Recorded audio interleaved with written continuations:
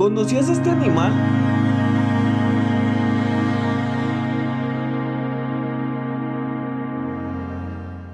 La rana púrpura es una especie de anfibio anuro que fue descubierta en el año 2003 en las Ghats occidentales de la India.